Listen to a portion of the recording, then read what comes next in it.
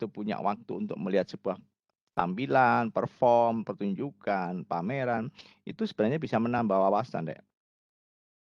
Ya kan? Pengetahuanmu nambah, referensi sini juga nambah. Kayak gitu. Yang kedua adalah untuk mengembangkan kemampuan manusia, biasanya hubungannya dengan stimulus. Jadi ketika misalnya Anda melihat karya pertunjukan itu, Anda kepingin meniru, memplagiat, mengembangkan menjadi sebuah karya. Jadi meningkatkan kemampuan manusianya di sana. Dan yang ketiga adalah untuk membangun mental. Jadi pertunjukan, pameran sebenarnya sebagai hiburan, deh, penikmatan. Ya, jadi Anda apresiator biasa, tapi tujuannya untuk hiburan. Ya, ini penting. Yang berikutnya adalah Anda harus menghargai. Penghargaan ini loh yang paling mahal, ya. Karya apapun kalau itu diciptakan sudah muncul di hadapanmu itu sebuah karya. Anda harus mengapresiasi dengan baik. Jadi penghargaan setiap karya itu harus ada.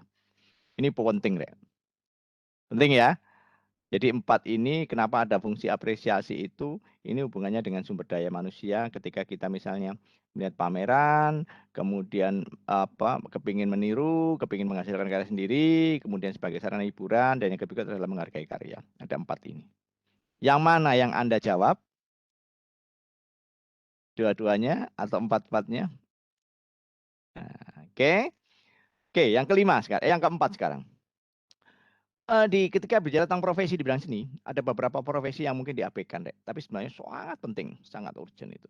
Ya, karena kita terbiasa mengenal dengan namanya seniman, artis, mungkin komposer, atau mungkin penyanyi kan gitu ya, atau banyak hal ya. Tapi ada profesi sebenarnya yang sangat berperan penting, cuma kita nggak lihat. Ya, ini luar biasa sebenarnya, Dek, ya. 7 profesi itu apa sih, Dek? Namanya art director. Art director itu apa, Dek? Kalau kita kembangkan itu apa? Kegiatannya opo art director itu? Hampir sama dengan manajer nggak? Menyiapkan segala sesuatu yang hubungannya dengan sebuah pertunjukan. Kalau di olahraga itu yang menyiapkan segala sesuatu yang hubungannya dengan kebutuhan pemain, strategi, dan banyak hal. Ada enggak? Jadi art director itu tugasnya kayak gitu, ya, melengkapi sebuah kegiatan itu. Tapi art director itu jarang muncul. Padahal dia orang yang sangat kompeten, menguasai semuanya. Sebagai motivator, ya, sebagai fasilitator. Ya enggak? Nah, banyak hal di situ art director. Yang kemudian adalah seniman gerabah. Seniman gerabah itu pengrajin ya. Ada dua seniman sebenarnya, gerabah dan keramik, tapi enggak karena kelihatan. Karena kecenderungan orang gerabah di seniman gerabah atau di keramik itu kecenderungan mengistilahkan sebagai pengrajin. Karena hanya dilihat pada karyanya, bukan pada nama senimannya. Sehingga kadang diabaikan. Yang kemudian adalah seniman tato. Ya, seniman tato juga gitu, Rek. Sebenarnya dia juga tukang gambar, cuma medianya aja yang beda. Ya, medianya yang berbeda kadang-kadang diabaikan. Ya, di Indonesia mungkin ada beberapa seniman yang mungkin seliwar-seliwar di YouTube ya. Anda pernah dengar istilahnya Hendrik Sinigami mungkin ya, yang mungkin tren itu ya, atau mungkin banyak seniman tato lagi. Nah, media yang digunakan memang manusia ya, sama-sama. Jadi mereka menggambar, memindahkan objek gambar itu. Cuma medianya gambar. Medianya di tubuh. Namanya kalau dulu raja gitu ya, kalau sekarang kan seniman tato. Kemudian ada copywriter. Apa copywriter itu, ada yang tahu? Ada yang tahu? Anda pernah tahu perusahaan-perusahaan itu atau produk atau perusahaan itu mencari seorang copywriter? Copywriter kok orang kreatif tuh, Rek. Yang memunculkan kata bahasa yang aneh-aneh yang kemudian jadi tren tuh, Rek. Atau ide-ide baru gitu, Rek. Tentang proses penjualan, mempromosikan barang. Pernah dengar istilah copywriter? Pernah, Bang. Yang tukang ngompori gitu ya. Jadi kalau sebuah produk itu biasanya dia pakai kata-kata yang jadi booming gitu. Kalau sekarang apa sih lagi booming kata-kata kemudian di sebuah produk itu? Atau kalau misalnya Anda kepingin menjual gitu, dia punya strategi, dia menggunakan bahasanya itu untuk menjual itu. Ya, produk misalnya kayak sepeda motor Honda, Yamaha, kan gitu ya. Ada bahasa-bahasa yang muncul nggak? One Heart gitu ya. Atau Iya. mungkin selalu di depan gitu ya. Apalagi produk-produk yang mungkin familiar di memorimu, di telingamu gitu. Produk apa? Gitu ya. Sama dengan kalau misalnya di daerah-daerah itu punya punya bahasa-bahasa lokal sekitar itu kemudian atau nama-nama yang lagi tren gitu, bos, gitu ya. Nah, itu muncul secara umum ya. Tapi copywriter itu orang yang sangat peka terhadap semacam itu, Rek. Ini luar biasanya semacam itu. Copywriter ya. Oke, berikutnya lagi adalah kartunis. Kalau kartunis tahu Rek ya, orang yang menghasilkan biasanya bersifat sindiran, ya, sindiran. Seorang kartunis bisa juga sebagai komikus, bisa sebagai ilustrator. Kartunis itu kayak gitu. Karena tujuannya adalah dia itu sangat peka pada kondisi yang lagi yang lagi tren atau mungkin yang hal baru. Seorang kartunis kayak gitu, ya, sifatnya sindiran tapi menggunakan bahasa gambar. Kalau kurator seni itu orang hampir sama dengan art director ya. Kurator seni itu tapi fokusnya adalah dia bisa menyiapkan hampir semuanya ya, mempelajari, mengenal harga, ukuran, filosofi, ya, sebuah pameran. Pameran itu kan ada banyak ya. Ada pameran itu kan banyak ya, ada terbuka tertutup ya gitu ya. Nah, pameran yang misalnya pameran yang permanen, pameran permanen itu misalnya kayak di museum-museum gitu ya. Jadi seorang kurator itu kadang-kadang bisa juga jadi guide. Dia bisa memberi informasi apapun tentang karya itu. Nah, itu namanya seorang kurator. Ya, jadi hubungannya dengan pameran benda ya. Dua dimensi atau tiga dimensi namanya sebagai kurator. Dia menguasai semuanya. Tapi kalau kita hubungannya dengan EU beda ya. EU secara kelompok gitu ya. Nah, kayak pertunjukan itu. Ya, tapi kalau kurator ini biasanya sifatnya individu. Kalau ada kunjungan ke sinema ke pameran misalnya pameran otomotif atau mungkin museum di Batu itu museum transportasi atau mungkin ke Museum Brawijaya atau kemana pameran itu mesti ada namanya kurator atau biasanya merangkap sebagai guide sumber informasi ya. Jadi sejarahnya dia bercerita tentang sejarah-sejarah kayak gitu ya. Kayak gitu. Nah, kemudian yang koreografer itu kalau Anda mungkin mendengar Didi Nitowo atau mungkin sampai Bagong itu ya. Koreografer itu seorang pencipta tari, tapi nggak terdengar karena biasanya yang dilihat itu hanya penarinya atau hasil tariannya.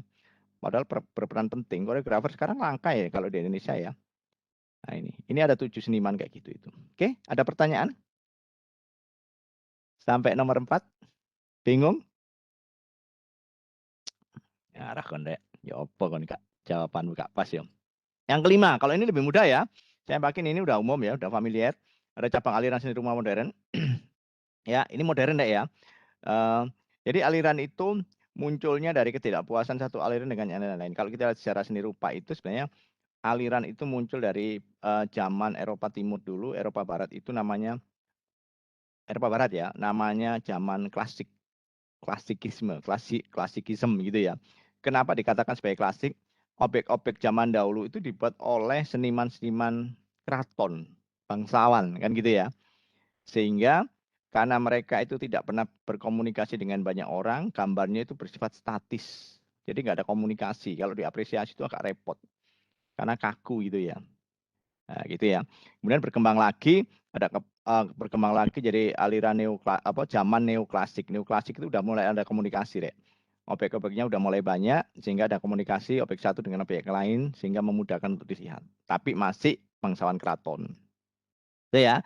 Kemudian zaman modern itu muncul seniman-seniman dari akar rumput, dari masyarakat umum, kemudian sebagai aliran seni lukis modern. Ya, sama aliran itu muncul misalnya yang tertua, misalnya ada realisme, ada surrealis, ada naturalisme ya. Itu aliran-aliran tertua yang muncul karena kemampuan teknisnya aja.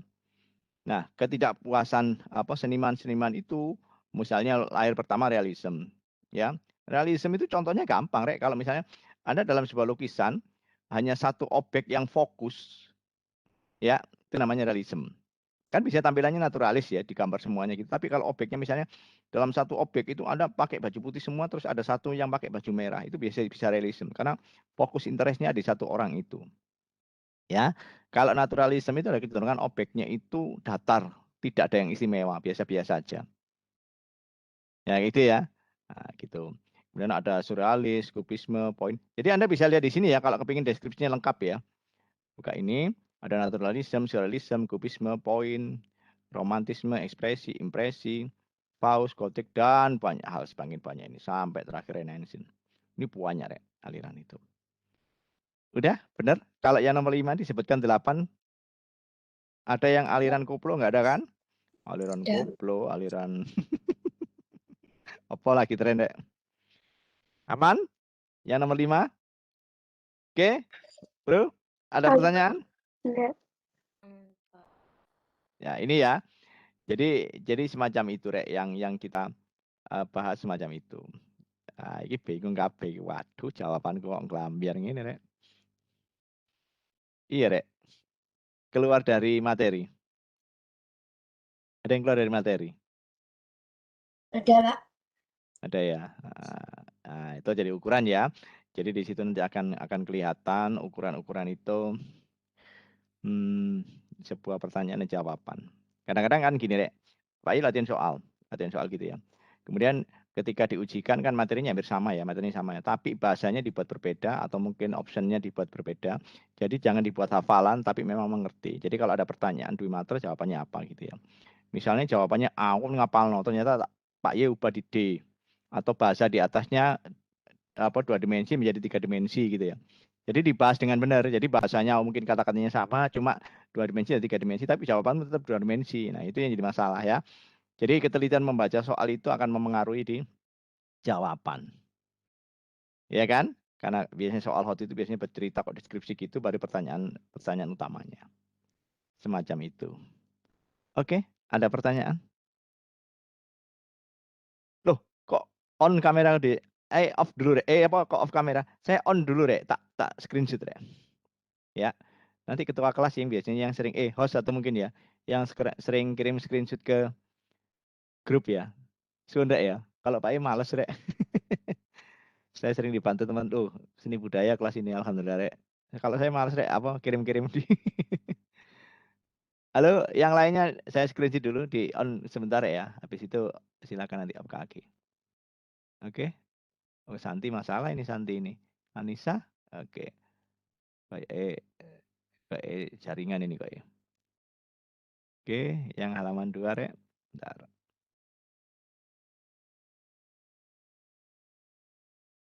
Oke.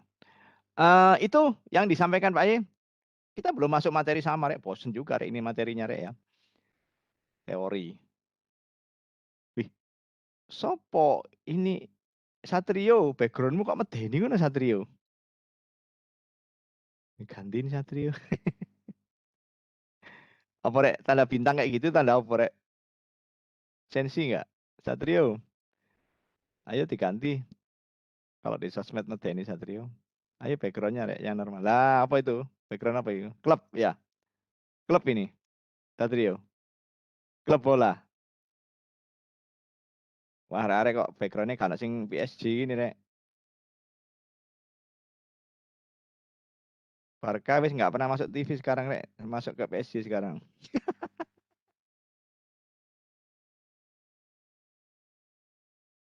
Bener ya, ya.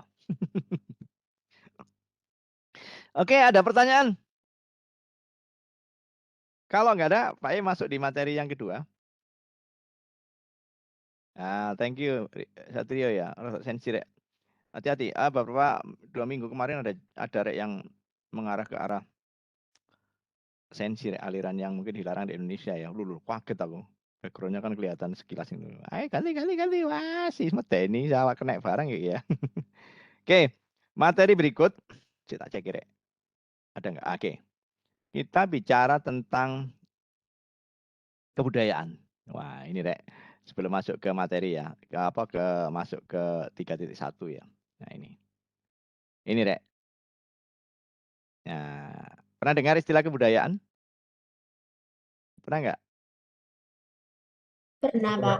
Pernah. Jadi sebelum kita masuk ke seni seni rupa atau seni budaya itu kebudayaan itu sebagai akar Rek. Basicnya itu harus kita pelajari dulu. Kenapa akan muncul-muncul? Karena hampir semua disiplin ilmu itu mempelajari tentang seni, cuma materinya beda-beda. Gitu ya. Mempelajari tentang budaya, tentang masyarakat, tentang kebiasaan, tentang karakter itu istilahnya kan kebudayaan ya, kayak gitu ya. Kebudayaan itu kan dilahirkan dari kebiasaan-kebiasaan masyarakat sekelompok masyarakat secara umum gitu ya. Dari banyak hal, tingkah laku, ya, rasa syukur, menangis, teriak, kemudian agama, bahasa itu akan muncul di kebudayaan itu. Ya, formalnya kalau Pak Im membuat simpulan kan kebudayaan itu kan gini ya adalah karakteristik dan pengetahuan sekelompok orang tertentu. Lah ini biasanya Rek ya, yang meliputi bahasa. Nah ini Rek, membuat kesamaan di bahasa itu misalnya orang Trenggalek dan Tulungagung mempunyai bahasa yang hampir sama, tapi mesti ada kata-kata yang berbeda. Kan gitu ya? Atau mungkin dengan orang Blitar, orang Malang, Pasuruan mungkin dan yang sekitarnya itu Lumajang mungkin punya bahasa yang sama, komunikasi bisa, tapi ada beberapa kata yang mungkin berbeda tapi bisa komunikasi.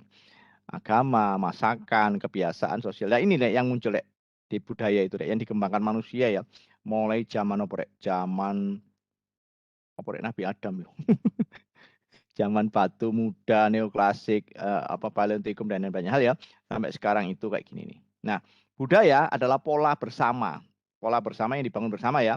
Hubungannya dengan perilaku dan komunikasi sosial atau interaksi. Biasanya kalau kita pakai konstruksi atau bahasa formal, konstruksi kognitif, konstruksi itu terbangun ya secara keilmuan ya. Dan pemahaman yang dipelajari itu bersifat sosial yang ada di masyarakat. Ini biasanya budaya dibangun. Ada yang tekstual, tertulis formal, ada yang otomatis karena kebiasaan. Ini muncul. Ya, sehingga tapi ada ilmu-ilmu yang mempelajari tentang ini, Rek. Ada beberapa ilmu pengetahuan yang mempelajari tentang ini, tingkah laku manusia, perkembangan manusia, itu ada. Oke, ya. Nah, kita masuk ke budaya menurut ahlinya. Kita mendorong ya. Apa sih sebenarnya budaya itu sebenarnya kalau terstrukturnya gini, ada beberapa, tapi saya baca yang satu aja ya. Misalnya yang saya Kunchara Ningrat misalnya gini. Kebudayaan adalah keseluruhan sistem gagasan. Jadi munculnya dari masyarakat ini, Rek.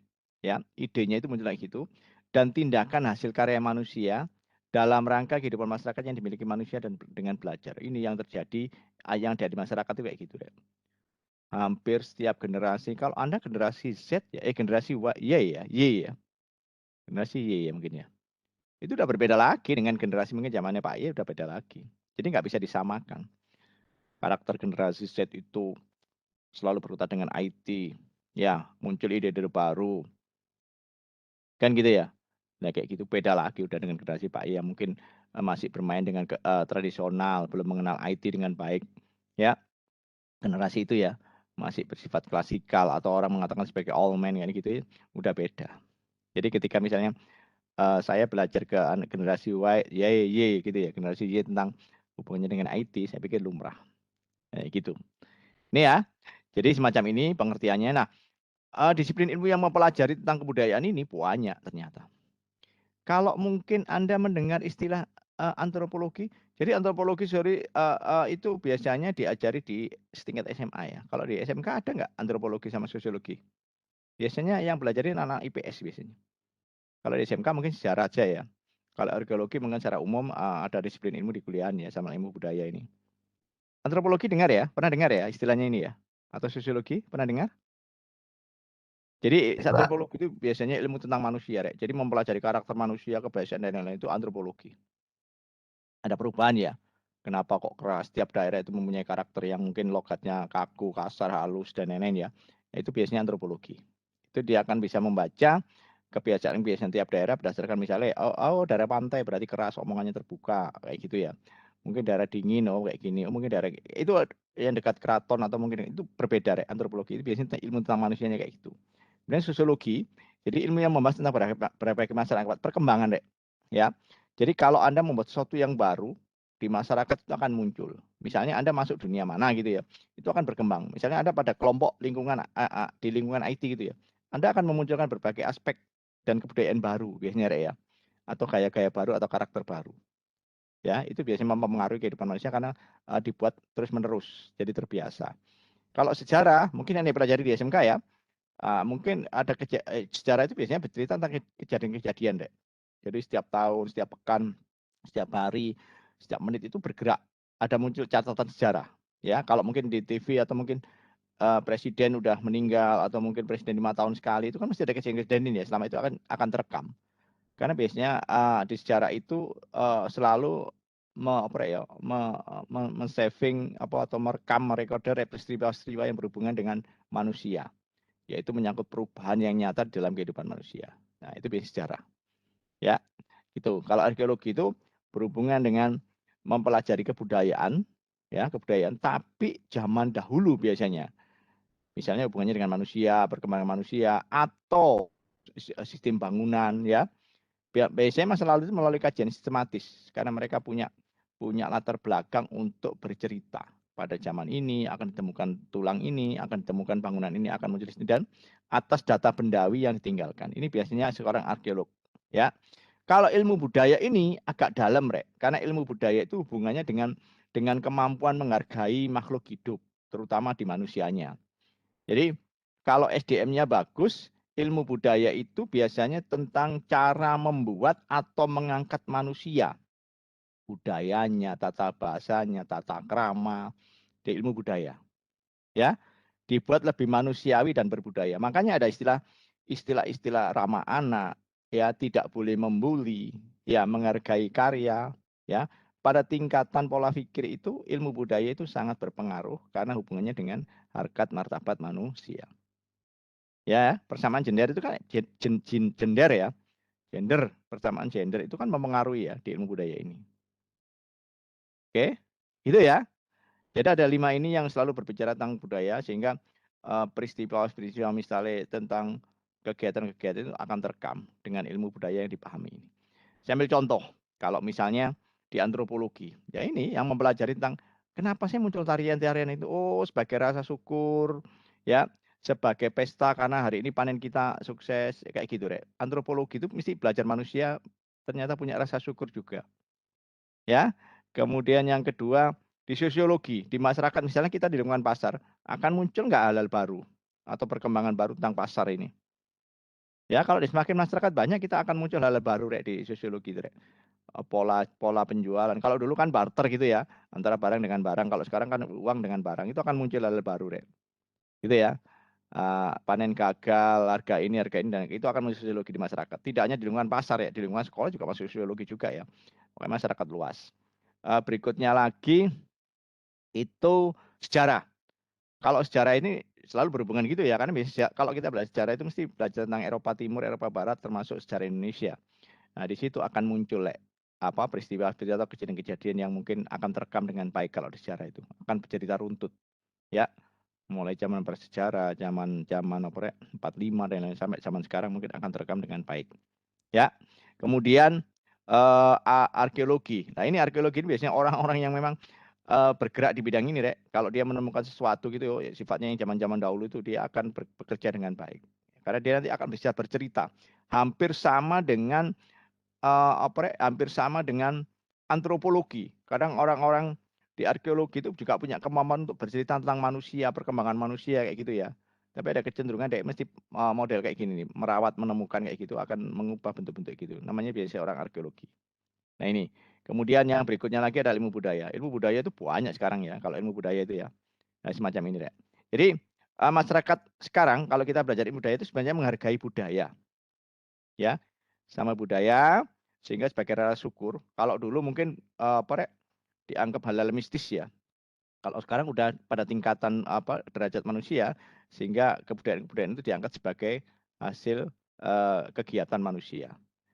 Ya, misalnya kalau ada di pantai ada labuan ya gitu menyerahkan hasil panen kita akan berikan ke ke laut gitu ya. Ini ada kepercayaan unsur kepercayaan gitu ya. Atau mungkin apa, Rek, kalau zaman suro-suro itu ada cara apa itu kayak gitu ya. Nah, termasuk di samping yang sekupnya agak luas hubungannya dengan kepercayaan sebuah tempat atau daerah, tradisional. Kegiatan tradisional kita itu, Anda masih mengalami permainan tradisional nggak di sebelum Anda ke setingkat SMK gini? Istilahnya kalau orang Jawa itu ada jemblong singit, ada nekeran, ya, Tidak, Pak. ada bekel. Nggak pernah ngalami? Anda minded di IT ya? Nggak pernah mengalami loncat tali, nggak pernah backdoor, nggak pernah egrangan, Masih Pak, atau masih Pak. mungkin masih ya? Ya, Wah, itu Jawa temen nih. Atau Anda nggak bisa berenang, tahu-tahu dilempar ke sungai dengan temanmu jadi bisa berenang. Itu biasanya kayak gitu, Rek. Kegiatan-kegiatan yang umum di setiap lingkungan tempat itu memengaruhi secara psikologis bahwa Anda punya kepercayaan diri, Anda punya kompetensi, Anda punya kemampuan, Anda punya sosialisasi. Biasanya ilmu budaya itu menyamakan persepsi bahwa kalau aku iso renang, kan kudu iso renang. Kalau iso backland, kita harus kompetitif dengan kemampuan kayak gitu, Rek. Jadi ilmu budaya itu mengangkat derajat manusia itu untuk menambah keterampilan. Jadi ilmu budaya sifatnya itu, Rek, secara umumnya. Ya, Anda sudah berapa persen terpengaruh oleh mabar, terpengaruh oleh game gitu? Lebih kuat nggak daripada berkaryanya kan gitu? Kalau Pak I mengalami semuanya ini, Rek. Jadi mengalami permainan tradisional ya, egrang, loncat tali, backdoor, apa lagi? Banyak hal yang bisa dilakukan Pak I zaman dahulu. Karena kita nggak punya IT ya. Kita punya adalah permainan tradisional yang muncul karena diwariskan oleh orang-orang tua kita ya, atau mungkin lebih yang tua dari kita akan muncul kayak gitu itu. Ya, nah ini. Oke. Nah, ada pertanyaan untuk ya sampai di ilmu budaya? Kayak dijawab ya, kita cerita masa lalu ya. Nah, kalau kita masuk di seni rupa, yang kita pelajari itu ini bukan yang di atas, tapi hubungannya dengan visual, hubungannya dengan kesenian, ya. Jadi ada seni rupa atau seni terapan juga ya, karena masuk masuk di seni rupanya juga ya. Kemudian ada seni gerak atau tari, seni musik, seni teater. Ya 5 ini yang kita pelajari sebenarnya, Rek. Kalau kita belajar seni rupa, bukan di sejarahnya, bukan di anu. Kita nggak masuk ke sana. Oke, mungkin kita mempelajari tentang batik. Batik itu termasuk karya apa? Terapan ya. Nah, ini kita mungkin membatik. Kita mungkin juga bermain musik dengan berbeda alat. Bisa angklung, bisa gitar, bisa keyboard, bisa apalagi suling, bisa gamelan, banyak hal ya. Atau mungkin kita bisa menari. Wah, ini sing rumahnya Rek Ponorogo ya, contohnya ya. Yang Ponorogo ya. Atau mungkin kita bisa membuat kerajinan. Macam-macam Rek, 2 dimensi, 3 dimensi kan gitu ya. Atau kita bisa seni pertunjukan, musik, wayang, banyak hal. Ya, yang kita pelajari itu, kemudian yang terakhir kita bisa masuk kerajinan. Ya, atau mungkin tari, seni gerak. Seni gerak tradisional, modern. Nah, kita pelajari sebenarnya di sini itu. Tergantung waktu dan kondisi, kemudian sumber daya Bapak Ibu guru. Kalau Pak I mungkin kalau sampai 5 Kak ngatasi ya, kesulitan ya. Misalnya, oke, saya Pak I membuat pilihan, Anda milih milih ini ya, nggak mampu. Ya, paling mentok mungkin 2 kan gitu ya. Kalau 5-5-nya Pak I nggak ngatasi. Nah, gitu ya. Jadi harus ada tim. Kalau kepingin belajar semuanya itu ada tim. Ya, jadi misalnya, oke tari dan musik mungkin bisa kan gitu ya. Banyak hal. Ini ya, yang jadi pelajari seni rupa sebenarnya ada 5 yang disebutkan di soal yang pretest tadi. Ya, seperti itu. Oke, ada pertanyaan? Kita sampai 7.30 anak-anak ya. Kita masih punya tersisa 7 menit. Kita masuk di pengetahuan seni mungkin semacam kayak mengulang, Rek. Mengulang kalau di pengetahuan seni ini mungkin bisa disampaikan Pak E ya. Di SMP mungkin udah pernah diajari kalau ini, Rek. Ya, hanya mengulang biasa. Mungkin loh, mana, Rek? Hanya mengingatkan. Ini kelihatan, Rek? Kelihatan, Pak. Kelihatan? Kelihatan, Pak. Kelihatan Pak. ya? Hah? Kelihatan, Pak. Kelihatan. Ya. Jadi ini. Jadi Pak I hanya mengulang materi-materi ini sebenarnya di SMP mungkin sudah diajarkan, tapi nggak semuanya ya. Karena Bapak Ibu guru sebenarnya kan tugasnya ada 2, jadi menyampaikan kognitif sama psikomotor. Ya kalau dulu memang nggak ada kognitif, Pak I biasanya langsung praktek aja ya, jadi merancang, praktek gitu ya. Tapi karena kita tuntut untuk kognitif, mau nggak mau Anda harus menyampaikan ini. Jadi yang kita pelajari seni, kalau kita masuk seni itu apa aja sih? Jadi ini biasanya kalau teori itu biasanya kayak gini, Rek. Kita mesti diminta untuk membuat pengertian. Pengertian itu bisa dilakukan setiap orang dengan bahasa yang sederhana atau mungkin rumit gitu ya, tergantung pengalaman. Anda harus berkarya dulu sehingga bisa mengartikan sebuah pengertian. Itu entah itu musik, tari, teater, sastra atau seni rupa. Misalnya, seni itu indah ya sudah cukup itu menurut Anda. Kayak gitu ya. Jadi ada masuk harus belajar seni dulu sehingga Anda bisa menggunakan pengertian yang paling sederhana. Kemudian kita juga harus mengingatkan unsur sama prinsip. Ini sebenarnya udah mulai beli, Rek. Kebiasaanmu itu sudah ada. Ya, karena melihat, mendengar, unsur sama prinsip itu ketika Anda menghasilkan karya, baik itu fotografi, lukis, gambar, dan lain-lain, unsur prinsip seni itu udah Anda pakai, tapi nggak sadar. Apa yang kita pelajari di sana ya. Tapi nggak semuanya kita gunakan. Ya, kemudian kita bicara aliran. Aliran itu banyak dengan pilihan ya. Ada yang suka minimalis, ada yang suka rame, ada yang suka modern kan gitu ya. Tapi dalam berkarya mesti hubungannya dengan aliran, dipengaruhi ya, karena pengalaman eksternalmu melihat, mendengar gitu ya, itu akan dipengaruhi oleh gayamu, kebiasaanmu ya. Nah gitu, ada yang bergaya-gaya itu akan muncul deh. Biasanya kolaborasi ya antara gaya satu dengan yang lain ya. Nah ini, kemudian apresiasi atau kritik. Ini biasanya saling menghargai itu biasanya kita harus melakukan ini deh. Jadi, masukkan deh komen fotoku opo kan gitu ya. Ya apa cewek itu ayo, nah, kan itu namanya apresiasi. Ya, jadi ada komunikasi sehingga secara nggak sadar Anda sebenarnya melakukan apresiasi atau kritik. Tergantung kalau pada tingkat misalnya Anda lebih dekat dengan teman, itu biasanya melakukan kritik ya. Ya, semacam kayak bahasa-bahasa yang digunakan terbuka ya. Tapi kalau apresiasi biasanya sifat plus plus plus biasanya kayak gitu. Ya, kemudian mungkin bicara tentang pameran, tentang lukis, tentang desain, kira gambar. Ini tambahan biasanya kayak gitu. Tergantung. Nah, mungkin salah satu pengertian kayak gini Rek ya. Nah, ini yang rumit Rek, yang formal, yang pengalamannya udah bertahun-tahun ya. Salah satunya ini pendapat-pendapat ini. Banyak sebenarnya ya tokoh-tokohnya ini. Atau stylist dan macam kayak gini. Ini pengertian sini yang diungkapkan oleh tokoh-tokoh. Ya, kalau Anda serumit ini berarti Anda punya jam terbang atau pengalaman lebih tentang berkarya seni. Yang berikutnya lagi, kita itu selalu mempelajari tentang ini. Jadi apa sih sebenarnya yang kita minati itu? Nggak lepas lagi ya. Seni rupa, seni gerak, seni musik ya. Sudah gini nih bulet tok ini deh, ini sastra.